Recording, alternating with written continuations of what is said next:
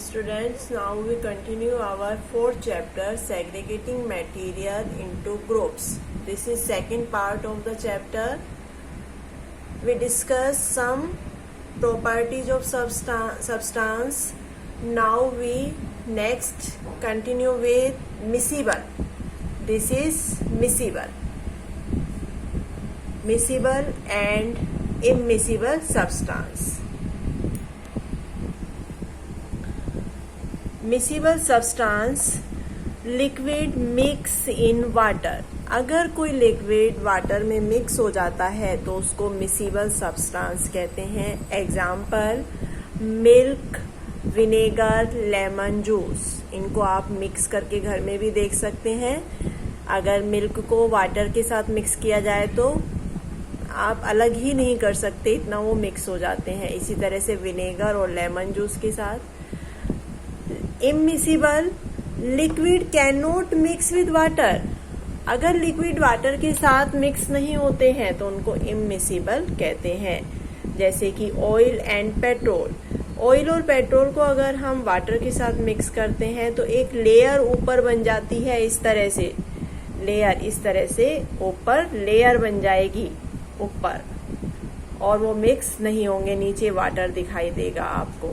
तो इन्हें आप कहेंगे इम्मिसिबल सब्सटेंस. नेक्स्ट जो आपकी क्वालिटी आती है, प्रॉपर्टी आती है मटेरियल की, सब्सटेंस की, वो आती है density. Density float on water. अगर कोई चीज वाटर के ऊपर फ्लोट करती है, तैरती है, that substance have lower density than water. उस सब्सटेंस की डेंसिटी जो है वो लोअर होती है वाटर से. इसके एग्जाम्पल अगर हम देखें तो एग्जाम्पल है wax oil, coconut oil etcetera. ये सब वाटर के ऊपर फ्लोट करते हैं, वाटर के अंदर सिंक नहीं होते हैं, डूबते नहीं है. नेक्स्ट है sink. If the substance sink in water. अगर सब्सटेंस वाटर के अंदर सिंक कर जाता है, डूब जाता है, that means that substance have higher density than water. तो उसका जो भार होता है, डेंसिटी होती है, वो वाटर से ज्यादा होती है. इसके एग्जाम्पल हैं glass and stone that sink in water, and coconut oil, wax etcetera float on water, lower density than water and higher density than water. Now we come on another quality, another property of our substance, transparency. Surface which allows light to pass through it is called transparent. Transparency को हम 3 parts में divide कर सकते हैं. Transparent, translucent and opaque. किसी भी surface पे से हम लाइट को पास करते हैं, वो लाइट कितनी मात्रा में बाहर निकलती है उस सरफेस से, उसकी बेसिस पे हम 3 डिवाइड करते हैं 3 पार्ट्स में. Transparent, translucent and opaque. Surface which allows light to pass through it completely is called transparent. And second, surface which allows light to pass through partially called translucent. Surface or substance that block the light या block the passage of light called opaque. Transparent, translucent and opaque को समझने के लिए हम एक diagram की भी help ले सकते हैं. Look at this diagram. This is torch. ये एक टॉर्च है, इससे हमने लाइट को पास किया है. यहाँ बीच में एक ग्लास लगा दिया है. This is glass. ग्लास की सहायता से हम इस लाइट को रोकने की कोशिश करते हैं.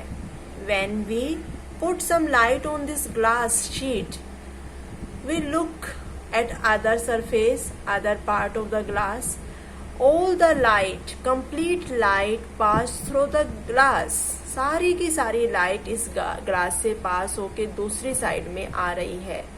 That means glass is transparent material. Glass कैसा मटेरियल है? Transparent material. Now the second, अब हमने क्या किया है, ट्रांसपेरेंट ग्लास की जगह हमने एक रफ ग्लास ले लिया है या एक कलर्ड ग्लास ले लिया है. जब हम लाइट को इस कलर्ड ग्लास पे या रफ ग्लास पे डालते हैं, what we can see, this glass does not allows light to pass through it completely इसमें से लाइट पास थ्रू नहीं हो पा रही है, पार्शियली हो पा रही है. ये देखिए, यहाँ पर कंप्लीट लाइट आ रही है और यहाँ पर लाइट हल्की आ रही है. It means rough glass is translucent material which don't allows completely light to pass through it. इसमें से लाइट पूरी नहीं निकलेगी. अब रफ ग्लास और ग्लास की जगह हम लगा देते हैं यहाँ पर would. when we put light on the wood surface, nothing light, no light can be passed through it. इसमें से कुछ भी लाइट बाहर नहीं निकलती है. all the light block from the wood, इस वुड से पूरी लाइट ब्लॉक हो जाती है. It means this wood is opaque. Opaque means don't allows to flow the light, don't give passage to the light. Now conductivity of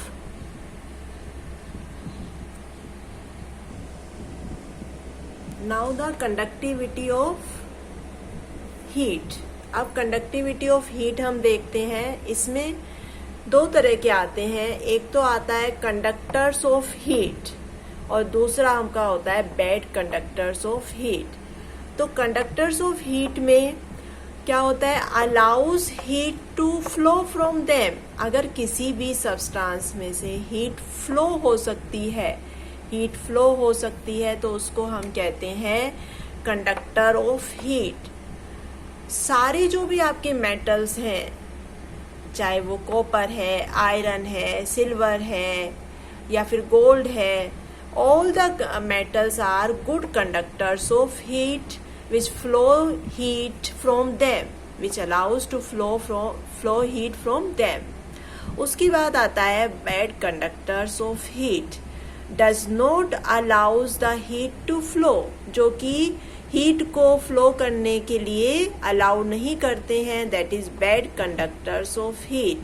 example आता है plastic, air, wood. That is plastic, air, wood is bad conductor of heat, not allows heat to pass from them. इसलिए जो भी utensil आपके होते हैं, उनको जब आप खाना बनाते हैं तो वो यूटेंसिल सारे मेटल के बने होते हैं, लेकिन उनके हैंडल्स या तो प्लास्टिक या वुड के बने होते हैं, जिससे कि आपको हीट हाथों पर ना महसूस हो. उसके बाद आपका आता है कंडक्टिविटी ऑफ इलेक्ट्रिसिटी. इलेक्ट्रिसिटी की कंडक्टिविटी, ये भी 2 टाइप्स के होते हैं. एक तो बैड कंडक्टर ऑफ इलेक्ट्रिसिटी, एक good conductor of electricity. The substance which conduct electricity at room temperature are called conductors of electricity. अगर रूम टेम्परेचर पर कोई इलेक्ट्रिसिटी को कंडक्ट होने दे रहा है तो उसको हम कहते हैं good conductor of electricity. All the metals are good conductors of electricity. और जो सिल्वर है, चांदी, that is the best conductor of electricity. Now, bad conductor of electricity that cannot conduct electricity through them. जो conduct नहीं करने देते हैं electricity को उसमें से, उनको आप कहते हैं bad conductors of electricity. Non metals, जो भी आपके नॉन मेटल्स हैं, प्लास्टिक है, वुड है, ग्लास है, वो सब इलेक्ट्रिसिटी के बैड कंडक्टर्स होते हैं. But graphite is a non metal that is a good conductor of electricity. आप जो भी वायर लेते हैं वो मेटल की बनी होती है, लेकिन उसके ऊपर प्लास्टिक की कोटिंग होती है, क्योंकि प्लास्टिक की कोटिंग बैड कंडक्टर है इलेक्ट्रिसिटी की. अंदर जो वायर आपने मेटल की डाली है वो इलेक्ट्रिसिटी को कंडक्ट करेगी, लेकिन बाहर जो प्लास्टिक की कोटिंग करी है उससे आपको करंट यानी कि इलेक्ट्रिसिटी का शॉक लगना प्रिवेंट हो पाएगा, इसलिए उसके ऊपर प्लास्टिक की कोटिंग करते हैं। अगर आपका कोई प्लग टाइटली कहीं किसी 3 पिन में जा रहा होता है तो उसके ऊपर हम पेंसिल रगड़ते हैं, क्योंकि पेंसिल जो है वो ग्रेफाइट है और graphite good conductor of electricity है। और एक ये सॉफ्ट होता है, लेयर सब्सटेंस है, सॉफ्ट है, जो कि हमारे उस प्लग को स्मूथ कर देगा और इलेक्ट्रिसिटी को चोक भी नहीं करेगा। उसके बाद आता है कम्ब्यूसिबिलिटी। कम्ब्यूसिबिलिटी का मतलब है केमिकल दैट बर्न इजीली। अगर कोई केमिकल इजीली बर्न हो जाता है तो उसको कम्ब्यूस्टाइल कहते हैं। नेक्स्ट है मैग्नेटिज्म। मैग्नेटिज्म मीन्स जो मैग्नेट की तरफ अट्रैक्ट होता है उसको हम मैग्नेटाइट मटेरियल कहते हैं। जैसे कि अगर हम मैग्नेटिज्म के पास, मैग्नेट के पास फेरस यानी कि लोहे को लेके जाएं, आयरन को लेके जाएं तो वो अट्रैक्ट होगा। और अगर उसके पास निकेल और कोबाल्ट को लेकर जाएं तो वो भी अट्रैक्ट होगा, यानी कि वो मैग्नेटिज्म की प्रॉपर्टी रखते हैं। बाकी सब्सटेंस मैग्नेटिज्म की प्रॉपर्टी नहीं रखते हैं। तो ये हमारा चैप्टर हो गया segregating of material into groups. ये हमारा चैप्टर कंप्लीट हो गया है, सेग्रीगेटिंग मटेरियल इनटू ग्रुप्स। हमने सारी प्रॉपर्टीज के बारे में पढ़ लिया। उसके अंदर हमने मैटर के बारे में पढ़ा, एलिमेंट के बारे में पढ़ा, कंपाउंड के बारे में पढ़ा, प्रॉपर्टीज ऑफ मटेरियल के बारे में पढ़ा, जिसमें अपीयरेंस, हार्डनेस और उसके बाद उसका lustre, ductility, malleability, state of matters, जिसमें सॉलिड, लिक्विड एंड गैस के बारे में पढ़ा, सोल्यूबिलिटी के बारे में पढ़ा। उसके बाद हमने मिसिबल, इमिसिबल के बारे में पढ़ा, डेंसिटी के बारे में पढ़ा, ट्रांसपेरेंसी के बारे में पढ़ा, conductivity of heat, conductivity of electricity के बारे में पढ़ा,